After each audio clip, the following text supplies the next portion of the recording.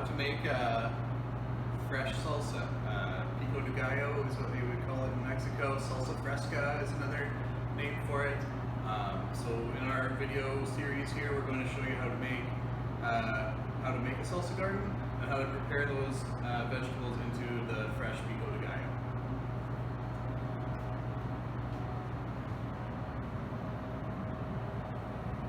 So to make the fresh pico, we're going to use almost equal parts onion and vine ripened tomatoes.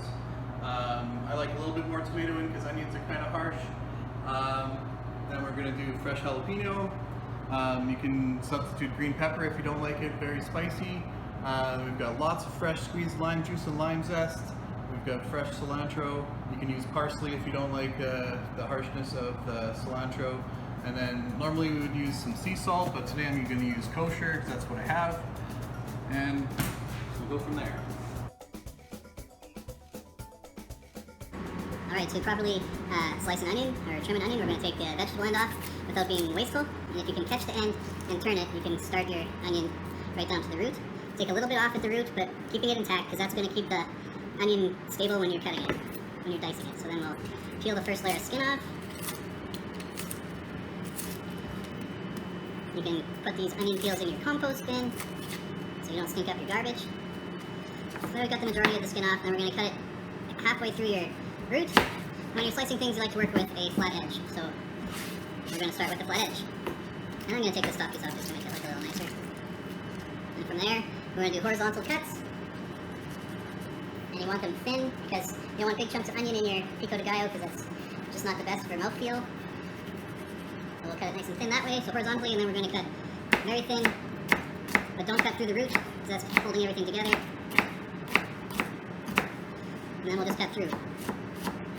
Thin as you can. You could call this brunoise cut, very small. And when you get to the end, you can always just thin slice it at the end. Try and use up as much of the onion as you can. A lot of people will waste that piece. I like to get as much out of there as we can. We'll put everything together and then we'll just thin slice it. And do the rest with your other half of the onion, and then we'll move on. Alright, now we're going to properly seed and dice a bunch of vine ripened tomatoes. So they've been washed in a lemon juice solution, lemon juice and water to help get some of the wax and the pesticides and whatever else was on those tomatoes off, and then rinsed with fresh cold water. And now we're going to take them off the stem, and we're going to seed and dice. So, first we're going to cut through the center, and then we're going to cut them in half, and then we're going to take the seeds out. So you start at the, I guess you call it the bottom end, and you can see if you put light pressure on the root, then it slowly comes up, and you just run your knife along the flesh of the bottom, and it should come off, and you get that little piece of stem out of there as well. You can save that if you want to eat it, or feed it to the dog, or whatever you want to do, and then we'll repeat. So I'll just do this tomato here. If you like seeds in your pico de gallo, you can have that in there as well, but for now, we're going to cut thin strips. And then we're going to small dice it.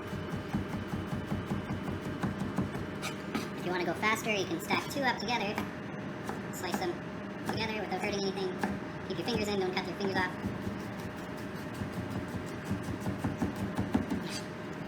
Okay, so we have our fresh cilantro. We're going to take the, basically we're going to lop the tops off. You can pick each leaf out if you're picky, but a little bit of stem is good to have for having the vitamins and all the nutrients that are stuck in there. So to chop your herbs, you can kind of just wad it into your fist and roll it up. And then you can just very thinly slice your herbs. Watch your fingers, curl your fingers in. And then you get nice thin strips. And then you just turn it and chop it again. However fine you want to have it in your fresh salsa, you can have it fine, you can have it rough chopped, get stuck in your teeth if it's not fine enough, so. And then we will add that into our pico de gallo. Alright, now we're going to roll, zest, and juice our limes. So we want to get as much lime juice out of these as possible so we get a nice citrus flavor in our pico. So first they've been washed in a solution of either vinegar or lemon juice and cold water, and then rinsed off. And then to get them nice and juicy, we're going to take them and firmly put pressure on them and roll them hard against the cutting board. Loosen up the seeds and loosen up the juice. So we'll do that with our 3 limes. You can feel it getting soft as you roll it.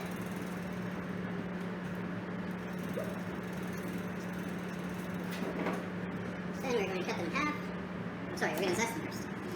We'll take our bowl, take our little zester. You might have a fancier one than that. You just apply pressure and you get thin strips of zest coming off the lime. You don't need to put zest in the Pico de Gallo. I just like a nice extra limey flavor. And it has a cool kind of garnish in the salsa as well. So we'll zest this one. Make sure you've got some nice thin shreds there. And then we'll cut it in half. And then we'll use our little basket strainer to squeeze and keep those seeds out. So we'll just keep squeezing until you can't squeeze anymore.